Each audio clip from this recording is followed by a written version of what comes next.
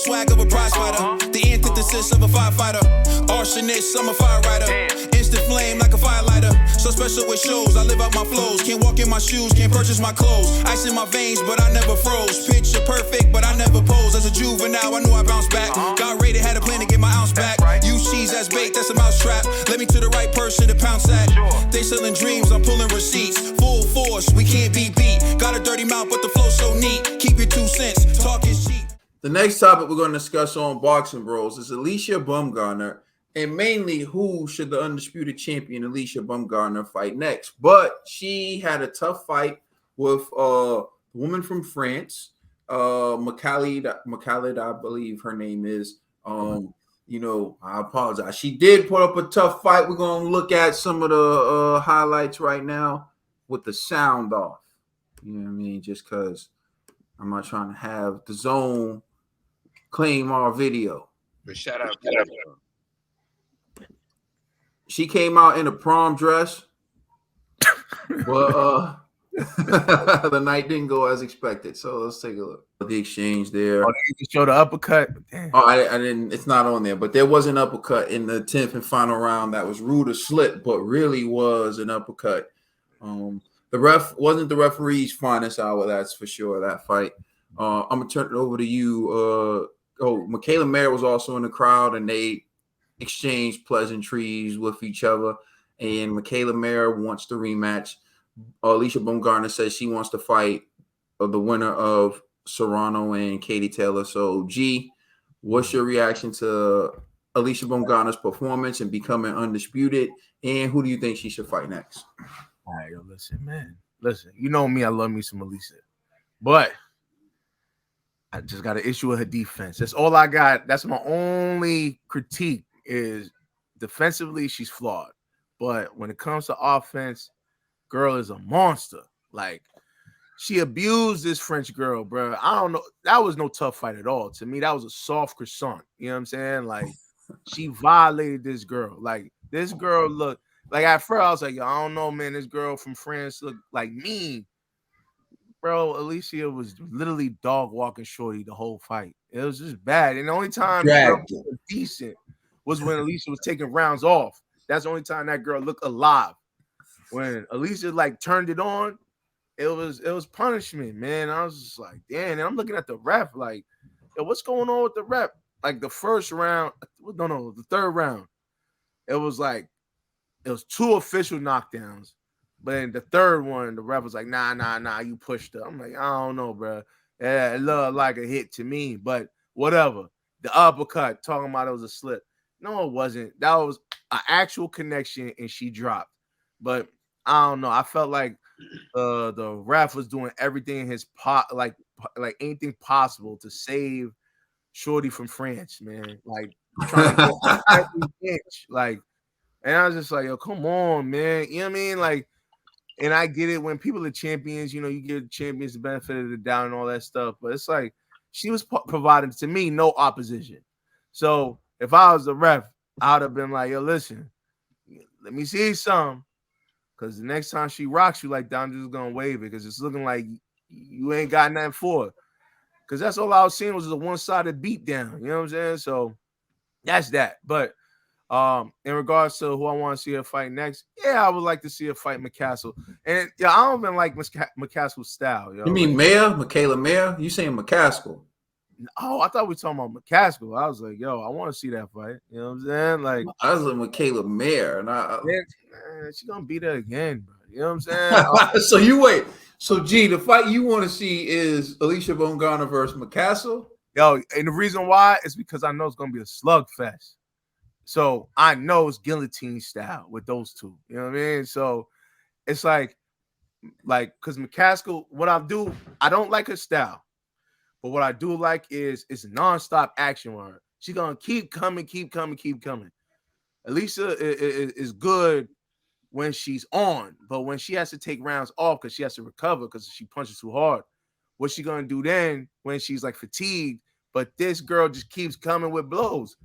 That's more intriguing to me than to see Shorty just running around the ring getting beat up. You know what I'm saying? So I just want to see like matches where it's like, all right, it's a possibility the other one could win because of their grit. Like, you know what I mean? Like, make it more fair. But if that can't happen, I'm like, because I don't even think can she even are they even in the same weight class, her and Katie Taylor? You know what I mean, Alycia? Yeah, Katie Taylor's one weight class above. Oh, okay. So Yeah. and so that could happen too. So I'll love to see that also. You know what I'm saying? But I don't know. Those are the type of fights I want to see where it's like, hey, who knows? Like, and I'll be honest, I think Alycia would beat Amanda. You know what I mean? Like, I think their styles are similar enough, but I think Alycia punches harder than Amanda. You know what I'm saying? So I want to see styles where it's like, because at least Katie has like a more like a Loma kind of style where like that may be difficult for Alycia. I want to see her in a compromising position where it's like you feel like you could hit somebody, but you can't because they're too difficult. That's what I want to see. Or if you're hitting somebody and they're eating them punches and then you get tired, what's going to happen? So I want to see like a real challenge for Alycia next up. So I was like either McCaskill or Katie Taylor, I think would be two opponents that would be ideal for her. Okay, McCaskill, Katie Taylor for you. That should be next. All right, True Dollar Bill. Come on, Trill. Don't hate. Come on, you agree with me. Come on, Shane. Nah. I rock with some of the stuff you said because I agree about her defense. I believe her defense being flawed, like you said, G, made it a tougher fight than what it had to be. She was getting hit with a lot of right hands. That's why her face looked the way it did, you know, kept getting hit. And then when the young lady from Paris who came out to Jay-Z and Kanye's In her red prom dress. red prom dress. But she turned it on too when she was doing more than one punch combinations. And Baumgardner, she let Baumgardner let her come on when she was taking rest. Shout out to Baumgardner. She can pop. She does have power. When she sits down, she hits with the best of them. You know that she punching like she's one of the guys out there. You know, and she's a force to be reckoned with. But I don't know if it's because this was not the person she was supposed to be fighting for this belt at first, and she looked at this as just a coming out party / like celebration of her, and she was just gonna walk through this girl. She underestimated her, and her doing that, thinking that she can just walk through this lady, left her open, and or maybe that was a little bit of her game plan. If she can get this girl, maybe she can land a big shot and get her out of there. I don't know, but her defense was not that good, and it left a lot of other questions. Made me want to have her and Michaela run that back again, because I thought that was a good fight, and it wasn't a clear winner for me. They both did good things in that fight. I can't pick a winner.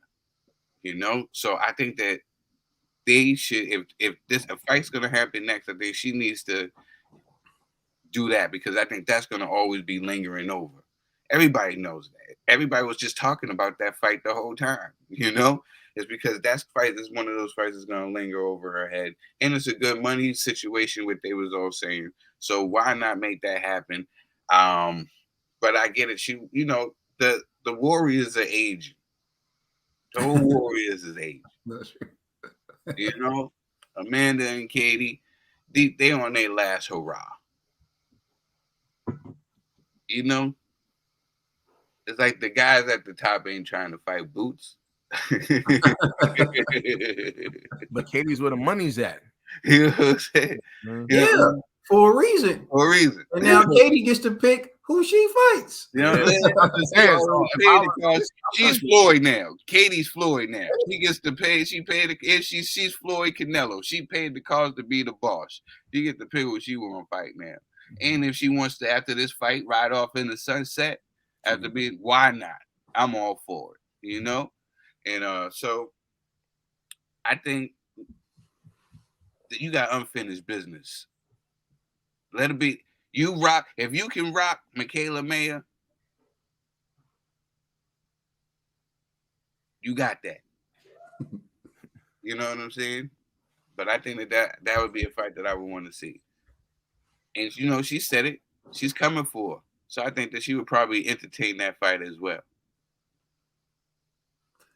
It's funny to me, man. Like, I have a question for you before I go, Trill.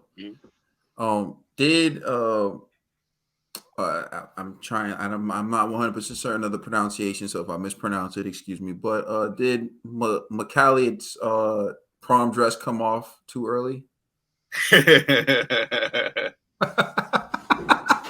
Yo, All right. I was nothing. I was gonna say something about the prom dress, you know what I'm saying? But I was like, nah, it's inappropriate. This is a family show. This is just a question. All right. Now to the fight. I think Alycia Baumgardner deserves the accolade. She deserves to be undisputed champion. But I do feel like for the first time, I've seen her newly found superstar status get to her head. Where I feel like it impacted her performance. Where I feel like if she was hungry, if she was Alycia Baumgardner who fought Terry Harper, she would have gotten her opponent out of there and taken less hits. And I feel like, for example, when we showed the clip of her hurting, her opponent, she threw like 4 straight right hands in a row, and it's just like you didn't vary your attack at all, and that's like laziness. The reason why I say laziness isn't that she's like lazy as an athlete, but what I mean is you're not setting up anything. Most people know this, and so, oh yeah, and another thing about last night, what it taught me is it's so rare we see power punching in women's boxing that when they actually hurt someone, they're not taught to finish. You can tell they're taught technique. You can tell like Amanda Serrano has good technique. Alycia Baumgardner has good technique. But you can tell they don't go through finishing. They don't go through finishing drills because, like I said to you, Alycia Baumgardner threw 4 straight right hands in a row after she hurt her opponent, which made it easy for her opponent, who already has a high guard, to pick off the punches. If she would have went to the body during that exchange, exactly, she would have opened up her opponent for the headshots. That's what you're taught as a finisher. When you go in and you just headhunt, and there's a lot of men who need to learn this too. But the reason why I'm saying the women is because we're talking about the undisputed super featherweight champion not knowing how to finish, and we're talking about the undisputed featherweight champion not knowing how to finish when they got someone hurt. When Canelo gets someone hurt, he know how to finish. Wilder gets someone hurt, he know how to finish. So these champions on the men's side, they know how to finish because that's what they prepare for. They prepare for the finish. And I feel like power punching in women's boxing is so rare that they don't prepare for the finish. So when Alycia Baumgardner hurt her several times, she just went in swinging wildly and just emptying the tank, which led to her being fatigued and having to take rounds off later on. That's not what you do. You stay disciplined. You stay structured. You go to the body to try to lower her hands. Now, at that point, she has to make a conscientious decision. Am I going to attempt to protect my body or my head? And if she wants to stay in the high guard because she values the headshots more, then you take everything from her body. But it was absolutely pointless to exert so much energy to the head when that's what she was defending. So I feel like Alycia Baumgardner has to take her finishing ability to the next level, and that's what I saw. I saw her exert so much energy for very minimal gain last night, and I think it also led to her being fatigued. So when people are like, "Oh, she was tired and something's wrong with her tank," nothing's wrong with her tank. She emptied it too quickly, trying to get a knockout, not going about it the intelligent way. And I want to give a salute to Richardson Hitchens, who was on the undercard and had Booza hurt. And he went in for the kill, but he always did it intelligently. He didn't empty the tank. He didn't go crazy when he knew he wasn't going to get it or whatever. He was satisfied with the win. And that's the way it has to be. Clean punches are what hurt people. Look at the 10th round when she dropped her opponent. Alycia Baumgardner dropped her opponent with the uppercut. She wasn't looking for it. She wasn't swinging wild. She just set it up. The punches you set up hurt more than the onslaughts. So I think that's one lesson that Alycia Baumgardner has to learn, and power punchers in women's boxing have to learn this. Like, finishing is more than just going in there swinging, hoping the referee will stop the fight. Finishing is actually taking what is available because someone's in a compromised position. Oh, you're going to protect the head? I'm going to beat the body. Oh, now you're worried about me beating the body, so you lowered your hand? Boom, now I got your head. That's what it's about. It's about taking what, it's about taking what's being given because someone's in a compromising position. And it seems like the woman boxers think it's just about going in swinging punches wildly. Now to pick who I think should be the next opponent. It's about what she wants to do. If you're looking for a big money fight that the people are going to be interested in, that you can actually have within the next 6 months, Michaela Mayer is that person. Because you had the first fight with Michaela Mayer. It was a close decision. A lot of people want to see it. Plus, for some reason, Alycia Baumgardner and Michaela Mayer have chemistry. It's just something about their little arguments with each other. Tell that B this, you tell her that, and you just see Michaela Mayer. They just cut the camera on Michaela Mayer, who's sitting in the crowd. And when she seen that the camera was on her, she kind of gave like fake little claps for Alycia Baumgardner, and it's hilarious. And then they go to Alycia Baumgardner, and she's like, I hope she learned something, blah, blah, blah. It's just like their little feud is, for some reason, is entertaining to people, and people are into it. So if she wants to make a big money fight within the next 6 months, I think Michaela Mayer is the option. But if she wants to try her hand at something different and, change who she's fighting, or she wants to go for, she can do the McCaskill. I don't think McCaskill is going to take a fight with Alycia Baumgardner. But if she does, then I guess that's a fight, but it's not as big as Michaela Mayer. That is true. So if she wants to tune up or she wants to do something different, then she can go that route. But I say if she's really confident she can beat Michaela Mayer, then I think she should fight Michaela Mayer, beat Michaela Mayer, and then call out the winner of, she already called out the winner of Cerrone. They're going to need time to rest anyway. So fight Michaela Mayer, schedule it around that time so that you can face the winner of that fight if they will agree to fight you. But other than that, I think the biggest fight she can make is Michaela Mayer. But if she doesn't want to fight Michaela Mayer and she wants time to rest and an easy tune-up in between, she can do that too. But salute to Alycia Baumgardner for becoming Undisputed Champion, because I know that was a goal of hers. She came out of nowhere. Salute to Tony Harrison, who, by the way, Tony Harrison did a good job. Yeah. I just want to say this about Tony Harrison. Tony Harrison is so great at just doing his job and staying out of the way. It's never about him. It's always about Alycia. Here he is, a former champion, beat Jermell Charlo, and he's still on his path. And we talked about him with Tim Tszyu, who I called Tim Costa Tszyu, and I didn't even know that's what I was doing. But he does a great job of staying in the background, man. That dude, Tony, salute to him. Great victory for the team. Let us know how you feel in the comment section. Please like and subscribe. Check us out on Instagram and Twitter. And please check out our podcast on all major streaming services. We are the Box.